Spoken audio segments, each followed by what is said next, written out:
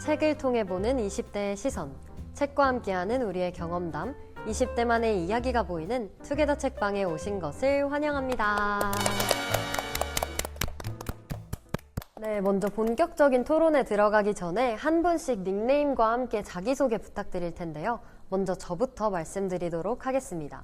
제 닉네임은 외계인입니다. 제가 평소에 SF물을 굉장히 좋아해서 평소에도 좀 외계인을 만나고 싶은 생각이 있었는데 이 책을 읽으면서 더욱더 외계인을 만나고 싶은 생각이 강해져서 닉네임을 외계인이라고 지었습니다. 네, 안녕하세요. 저는 닉네임 코니입니다. 어려서부터 제 스스로 이름을 부를 때 코니가 이렇게 불렀던 게 엄마가 별명처럼 저의 별명을 코니로 지어주시게 돼서 그 뒤로 제가 애정하는 닉네임이 되었습니다. 제 닉네임은 소래눈입니다. 소래눈이 맛이 중독적이진 않지만 뭔가 정신을 맑게 해주는 음료수인데요. 그래서 소래눈이라는 음료수 이름으로 별명을 짓게 되었습니다. 안녕하세요. 제 닉네임은 원희입니다. 저는 책 지구에서 하나뿐이랑 저와 어떤 연관성이 있을까 생각해 보았는데요. 지구에서 하나뿐에서 하나라는 게 하나라는 뜻이기도 하잖아요. 또한 제 이름에서도 서의 원, 하나라는 이름이 있어서 원이라고 정해보았습니다. 또 연관성을 덧붙여 보자면 지구는 둥글다라는 말이 있잖아요. 따라서 저는 이러한 세 가지 연관성이 있음을 가지고 원이라고 닉네임을 정해보았습니다. 네, 감사합니다. 그러면 혹시 지구에서 하나뿐 다들 어떻게 읽으셨는지 궁금한데요. 첫 인상이나 아니면 인상 깊었던 내용 나눠주셨으면 감사하겠습니다. 저는 처음에 이 책을 보고 사랑의 이야기겠거니 하고 생각했는데요. 흔한 SF물이 아니라 끝까지 읽고 나니까 사람과 사람의 관계, 인간관계에 대해서 더 깊게 생각해보고 지금까지 제가 생각했던 사랑과 이 저자가 이야기하고 싶은 사랑이 무엇인지 비교하면서 읽게 되었던 것 같아요. 그래서 한편으로는 오로지 먼 우주에서 하나만을 보고 날아온 외계인 경민을 만난 그 하나가 또 부럽기도 하더라고요. 한편으로는 부러우면서도 누군가에게 저 또한 이유 없는 사랑을 한번 줘보고 싶다 이런 생각이 들기도 했습니다. 좋습니다. 네, 저는 우선 책의 끝 부분을 보면 진짜 경민이 하나를 정말 사랑했다는 것을 알 수 있는데요. 저는 그 부분을 통해서 사랑의 온도라는 그 생각이 되게 많이 들었어요.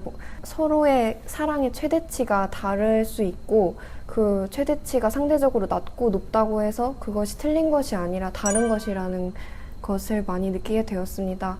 그리고 외계인 경민과 하나가 정말 사랑했을 때 안정성이 높아졌던 것처럼 사랑의 온도가 비슷해야지 사랑의 안정성도 그리고 삶의 안정성도 같이 높아질 수 있다는 게 느껴졌고 그 부분이 인상적이었습니다. 저는 이 책을 정세랑 작가님이 워낙 유명하셔가지고 그리고 이 책도 유명해서 먼저 이름만 듣고 그렇게 알고 있었는데 실제 책을 읽어보게 되니까 사랑에 대한 이야기이기도 하지만 저는 사람에 대한 이야기라고 생각했거든요. 주영이 아폴로를 뭔가 사랑하듯이 또 외계인 경민에게 하나같이 누군가에게 사람이란 하나의 세계가 될 수도 있고 하나의 의미가 될 수 있구나 해서 마음이 따뜻해지는 책이었던 것 같아요. 또 저는 이 책이 유명하잖아요. 그래서 유튜브 플레이리스트에 지구에서 하나뿐이라는 플레이리스트가 굉장히 많았는데 또 이 플레이리스트를 들으면서 다시 읽었을 때 그 몽글몽글한 감정이 되게 인상 깊게 남았습니다. 네, 사람과 또 사랑에 대한 이야기 잘 들었습니다. 그럼 첫 번째 질문인데요. 혹시 여러분에게도 들으면 특정한 사람이나 순간 또는 감정이 떠오르는 단어나 물건이 있나요? 있다면 그 단어나 물건이 어떻게 특별해졌는지 궁금합니다. 소래눈님부터 답변 부탁드릴게요. 저에게 특별한 단어는 언니라는 단어인데요. 먼저 저의 주변에는 친한 언니들이 많이 있습니다. 그래서 언니라는 단어 자체가 포근하고 언니들이 챙겨줄 때면 부담이나 갚아야 되는 것으로 다가오지 않고 고맙다는 마음이 더 크게 다가옵니다. 그리고 뭔가 작은 고민, 바보 같은 고민들도 언니들한테는 편하게 털어놓을 수 있어서 언니라는 단어가 제게는 굉장히 특별한 단어입니다. 전 언니가 없는데 들으니까 굉장히 질투가 나는 내용인 것 같습니다. 그럼 다음으로는 코니님. 네, 저에게는 노래가 바로 그런 존재인 것 같습니다. 질문이랑 조금 어긋난 답변일 수도 있는데 저는 어떤 특정한 노래를 들으면 그 노래를 들었던 당시의 분위기나 감정, 친구, 사람이 떠오르기 때문인데요. 그래서 소설 속에서 하나에게 경민이라는 이름이 단순한 이름이 아니었던 것처럼 저 또한 한순간에 들었던 노래를 어느 장소에 가서 또 듣게 된다면 그게 시간이 5년이든 10년이든 많이 흐를지라도 다시 그때의 감정이 떠오르더라고요. 저는 그래서 그게 바로 특별한 순간이다라고 생각했습니다. 좋습니다. 그럼 마지막으로. 저는 단어나 물건보다 향이라는 걸 골랐는데요. 제가 평소에 샴푸나 헤어 미스트나 이런 걸로 향을 되게 좋아하는데 그 향이라는 것이 그 향을 맡으면은 시각적인 거를 넘어서 그때의 순간이 떠오르더라고요.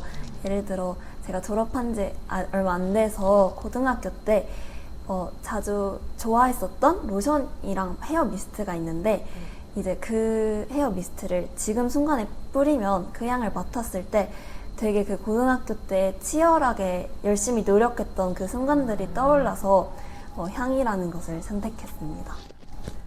네, 모두에게 또 특별한 존재나 감각에 대한 이야기들 잘 들었습니다. 그럼 다음 질문인데요. 가족에게 할 수 없는 말을 술술 나오게 하는 그런 존재들이 있나요? 그 존재들은 어떤 이유로 나와 그렇게 가까운 존재가 될 수 있었을까요? 이번엔 코니님부터 답변 부탁드립니다.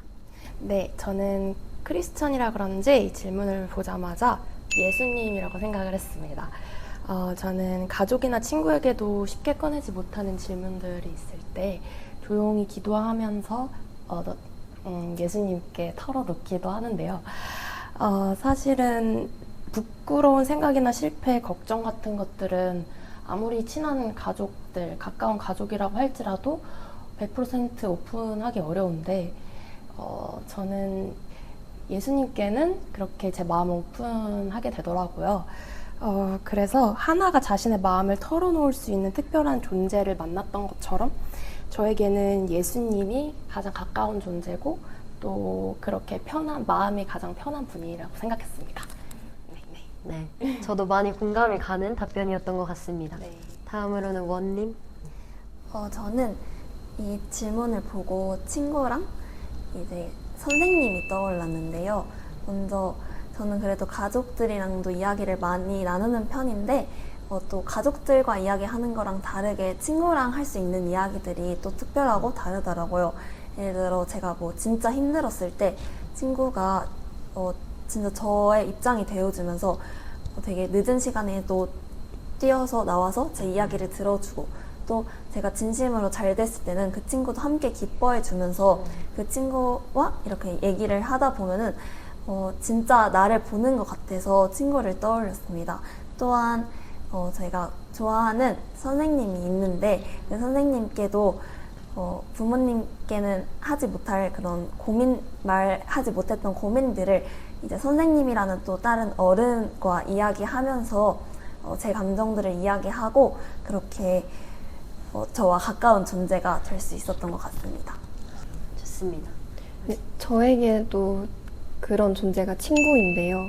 뭔가 저만의 힘든 표정을 그것이 무엇인지 알고 있는 친구한테 뭔가 더 가까워졌던 것 같습니다. 이렇게 힘든 상황이 됐을 때 그 표정을 알고 말을 안 해도 알아주고 그렇게 힘듦을 공감해 줄 수 있을 때 한 발자국 더 가까워졌었던 것 같습니다.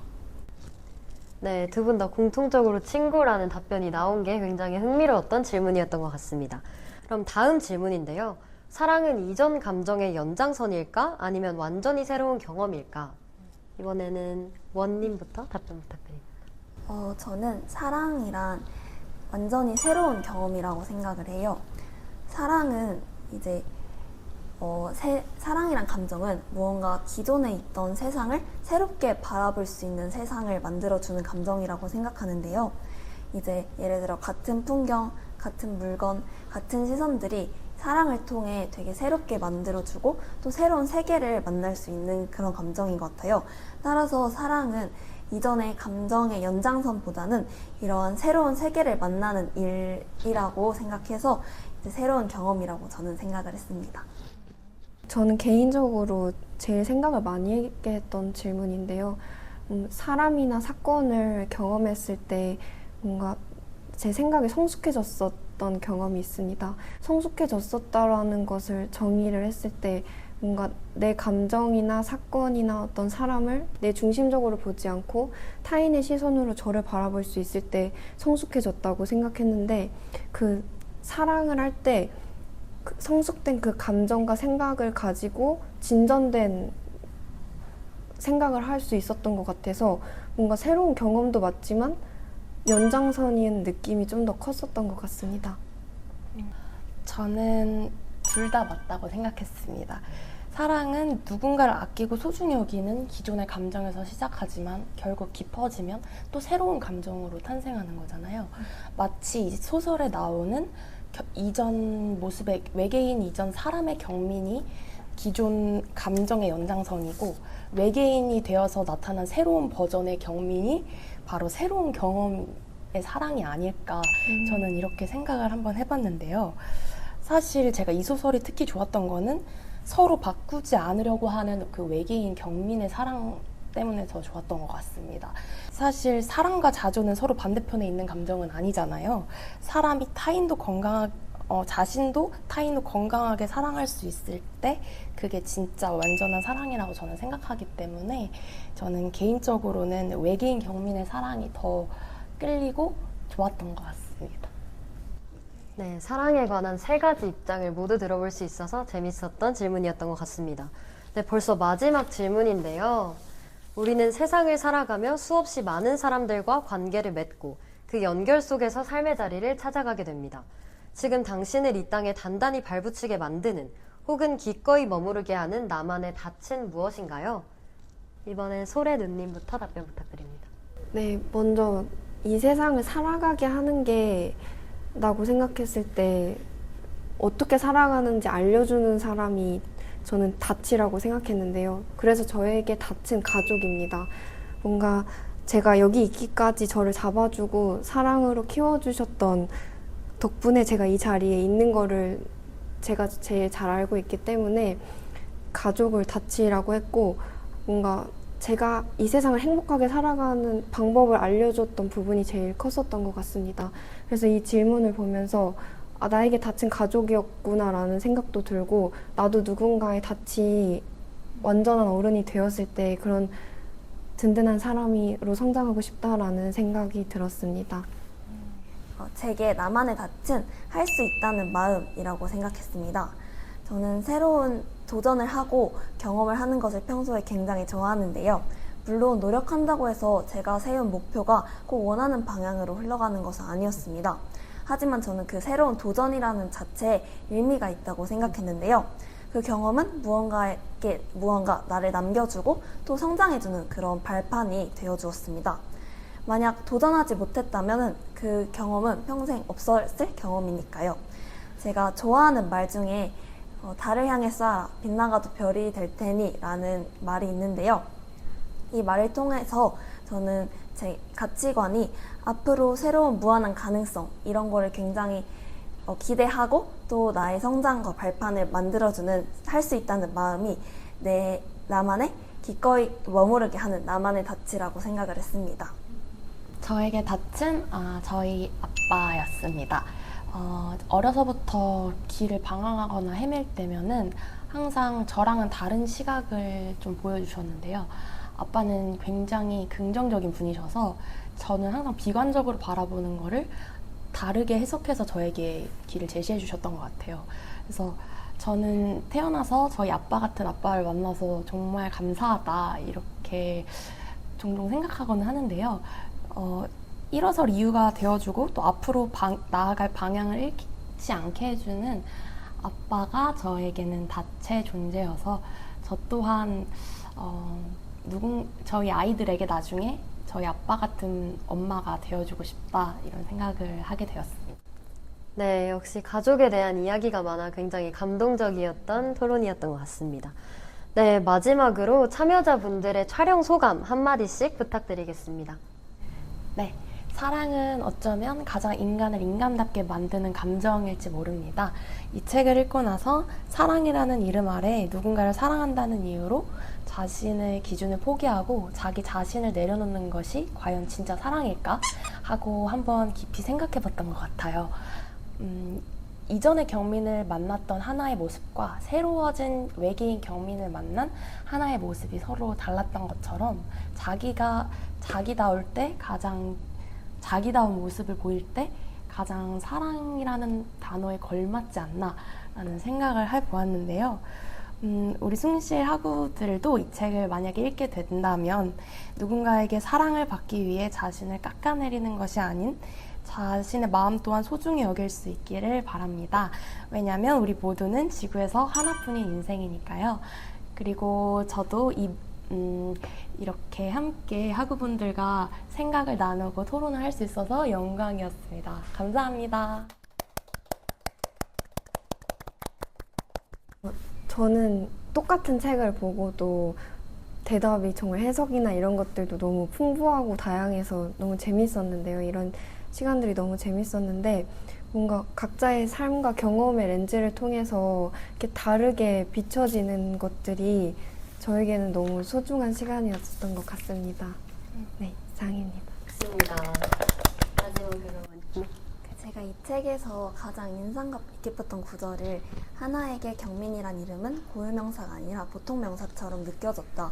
아주 특별한 사랑을 이루는 말로 선택했었는데 이 책을 읽으면서 하나의 사람이 누군가의 삶의 이유가 되고 존재가 되어줄 수 있구나 하면서 마음이 굉장히 따뜻해지는 책이었는데요.